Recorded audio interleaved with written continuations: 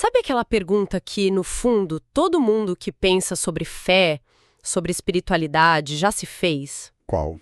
Como é que a gente pode saber qualquer coisa sobre um Deus que, por definição, estaria, sei lá, totalmente fora do nosso alcance, além do nosso universo? Ah, sim. Essa é a pergunta de $1 milhão da teologia, né? Ela nos obriga a encarar o tamanho da nossa própria limitação. Exatamente. Se existe esse abismo entre nós e o divino, quem é que constrói a ponte? Pois é. E é por isso que o material que a gente vai analisar hoje é tão fundamental. É uma aula teológica clássica sobre o conceito de revelação. Daquele tipo de conteúdo denso, sabe? Usado em seminários reformados no mundo todo. Uhum. E a nossa missão aqui não é só resumir a aula, mas é desvendar, contextualizar as ideias centrais para quem estuda teologia por conta própria e busca um material confiável. E o ponto de partida dessa aula é, assim, no mínimo inesperado.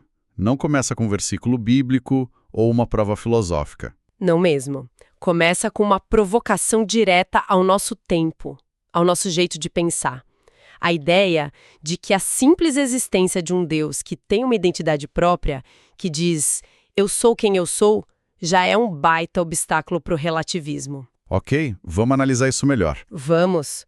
O argumento da aula é que a gente vive numa cultura que valoriza muito a liberdade de definir a nossa própria realidade. Certo. Especialmente em questões de sentido, de valores, de espiritualidade, a ideia é que a minha verdade é o que importa, tudo é uma questão de perspectiva. É a mentalidade padrão, né? Você tem a sua fé, eu tenho a minha e tá tudo bem. Mas a aula diz que essa liberdade toda esbarra num limite muito prático.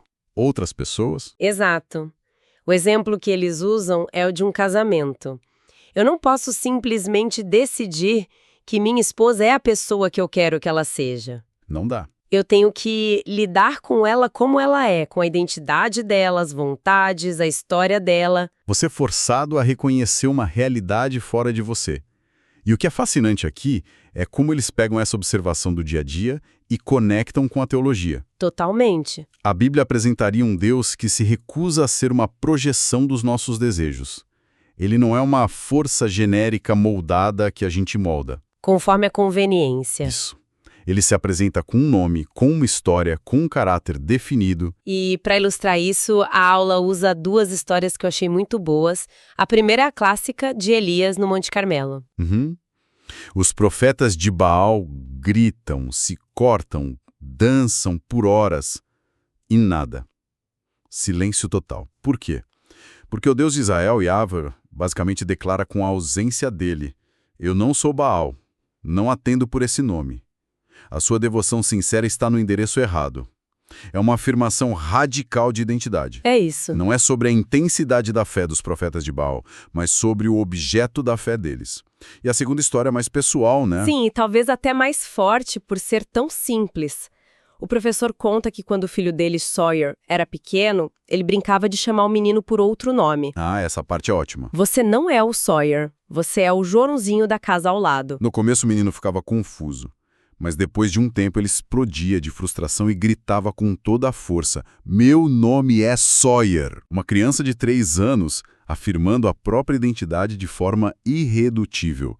A lição que a aula tira disso é que a identidade não é negociável. Exato. Assim como aquela criança insiste em ser chamada pelo seu nome, a teologia bíblica argumenta que Deus se revela com uma identidade própria e exige ser conhecido nos seus termos. Entendi o ponto sobre a identidade, faz todo sentido. Mas isso cria um problema ainda maior que a aula mergulha de cabeça. Cria mesmo. Se Deus é Ele mesmo, tão definido e, como a Bíblia diz, transcendente, radicalmente outro, como é que a gente, que é tão diferente, pode sequer começar a conhecê-lo? Essa é a virada central do argumento. A aula usa um termo filosófico pesado, mas importante.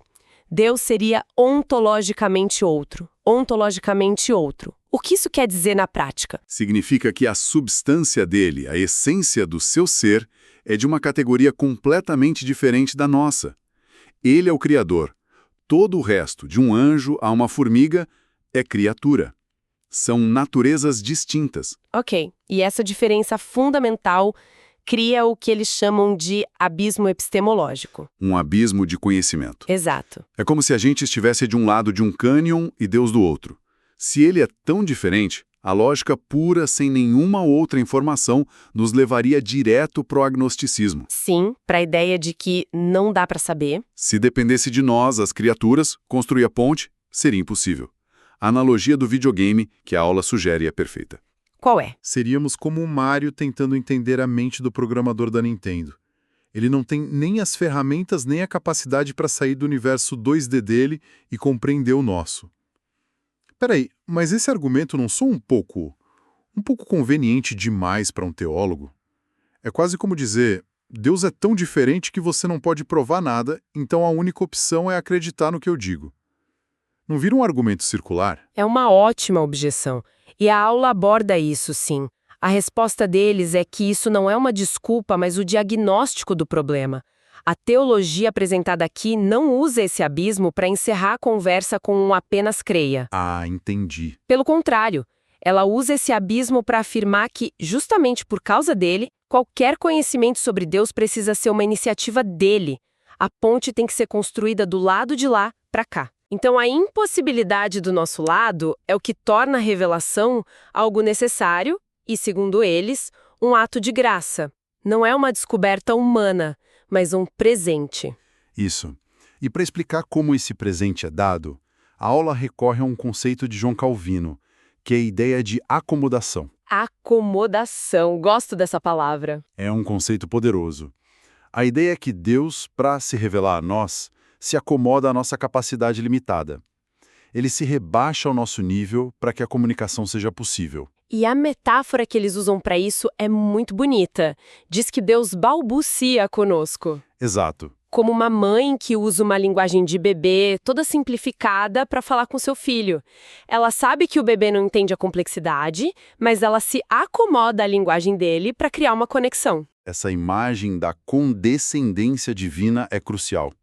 Significa que o que a gente recebe na revelação não é a totalidade de quem Deus é. O que, segundo a aula, fritaria nossos circuitos mentais. Com certeza. Mas é um conhecimento verdadeiro, porém adaptado à nossa pequena capacidade. É como tentar explicar física quântica para uma criança de 5 anos.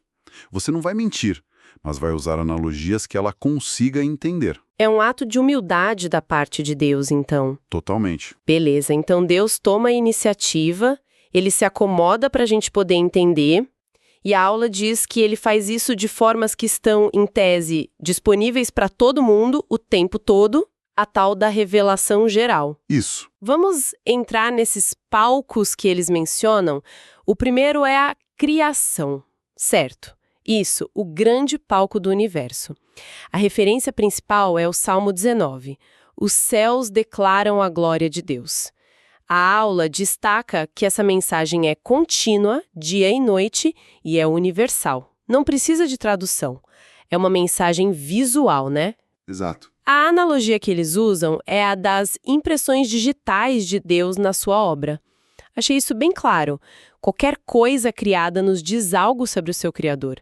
Sim, se você encontra uma cadeira bem feita no meio do nada, você infere a existência de um carpinteiro. E pode até deduzir coisas sobre ele.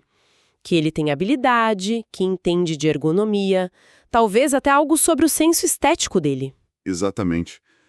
Da mesma forma, ao olharmos para o universo, sua imensidão, sua ordem, sua beleza estonteante, a fonte argumenta que vemos as impressões digitais do Criador, o poder dele na escala das galáxias, a sabedoria na complexidade de uma célula. Calvino, que é citado na aula, chamava o universo de um deslumbrante teatro da glória de Deus, né? Isso mesmo. Ok, entendi. Mas e o argumento contrário? Muita gente olha para a mesma natureza e vê caos, violência, processos aleatórios. Como essa teologia concilia a glória dos céus com um asteroide que extinguiu os dinossauros? Isso não complica a mensagem? É uma ótima pergunta. A resposta dentro da lógica da aula seria que a revelação geral aponta para o fato de que existe um Criador. Mas ela não explica tudo sobre os propósitos dele ou sobre o problema do mal. Entendi. Ela é como a capa de um livro. Te dá uma ideia do autor e do tema, mas não conta a história toda. Para isso, seria necessária outra forma de revelação, mais específica. Faz sentido. É uma revelação que levanta perguntas tanto quanto responde.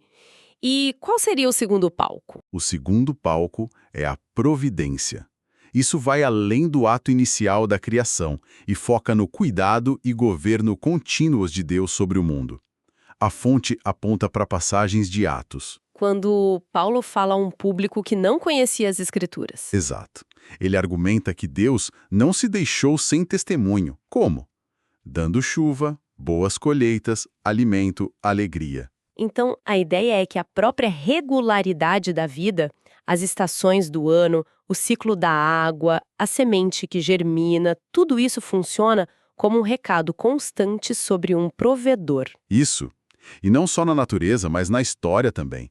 A aula menciona Deus governando os assuntos das nações, estabelecendo tempos e fronteiras.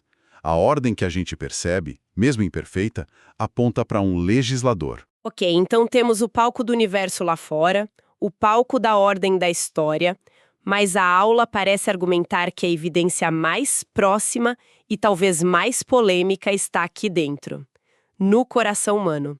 Sim, esse é o terceiro palco e para muitos o mais intrigante. A fonte apresenta outro conceito de Calvino, a semente da religião, ou, em latim, semen religionis. Semente da religião. O que é isso? A ideia de que os seres humanos vêm com uma configuração de fábrica para o transcendente. Seríamos programados para a adoração. A definição que a aula usa é forte. O ser humano é o animal que adora. Nossa, essa é uma afirmação gigantesca. Quer dizer, então, que, para essa linha de pensamento, não existe uma pessoa genuinamente religiosa. Que o ateísmo, por exemplo, não seria uma ausência de adoração, mas uma adoração deslocada. Exatamente essa é a conclusão que eles tiram. Se essa semente é inata, a questão nunca é se adoramos, mas o que ou a quem adoramos. A aula argumenta que estamos sempre colocando nossa lealdade final, nossa esperança última em alguma coisa. Se não for no Deus Criador, será em um ídolo, que é qualquer parte da criação que colocamos no lugar dele. E esses ídolos podem ser qualquer coisa, imagino, não só estátuas. Qualquer coisa. Dinheiro, poder, carreira, status social, a nação, um partido político, até coisas boas como a família ou o amor romântico, quando se tornam o centro absoluto do nosso universo. A ideia de que nosso coração é uma fábrica de ídolos é forte. A fonte usa outra expressão em latim, negociatio cum Deo, que significa Que estamos sempre fazendo negócios com Deus. Estamos numa relação constante com essa percepção interna do divino, seja em submissão ao Criador, seja em rebelião, que é o adorar a criatura. Não existiria um estado neutro. Uau! Pensar nisso muda a forma como a gente olha para a sociedade. Tanta coisa que chamamos de secular, a obsessão com celebridades, a devoção a uma causa política, a busca por validação nas redes sociais. Tudo isso, sob essa ótica, poderia ser visto como manifestação dessa necessidade de adoração que foi desviada. precisamente. É uma lente que reinterpreta muitos comportamentos humanos. A busca por propósito, por salvação, por um bem maior, estaria sempre presente, mesmo que disfarçada. Ok, vamos tentar amarrar tudo isso. A teologia apresentada aqui parte da ideia de que Deus não é um conceito abstrato para a gente definir, mas um ser pessoal que se revela nos seus termos. Isso. E como somos radicalmente diferentes dele, separados por um abismo, a iniciativa precisa ser dele. Ele constrói a ponte através da revelação, um ato de graça. Acomodando-se à nossa capacidade de entender. Exato. E ele usa palcos imensos e universais para essa revelação geral. O universo, a história e, o mais íntimo de todos, a própria estrutura do coração humano, que está sempre buscando algo para adorar. A síntese final é que o conhecimento de Deus nesse modelo nunca é uma conquista humana, é sempre um presente divino. Certo. E a questão fundamental que essa aula deixa não é se estamos respondendo a Deus, já que essa resposta seria inevitável, mas como estamos respondendo. Com adoração fiel ao Criador ou com idolatria? É muita coisa para processar. E, para finalizar, a fonte toca num ponto que deixa uma última porta aberta. Um aluno na aula pergunta sobre o mal natural, né? Furacões, doenças. Sim. E o professor responde que o mal é, por natureza, absurdo, algo que não se encaixa de forma lógica nessa revelação de um Criador bom. Com base nisso, um pensamento final para quem nos ouve refletir poderia ser: se a revelação de Deus na criação é tão clara, como a presença desses desastres e do sofrimento aparentemente sem sentido desafia ou complica essa mensagem? O que a aparente falta de lógica do mal pode nos dizer sobre a natureza do mundo e, talvez, sobre os limites da própria revelação geral?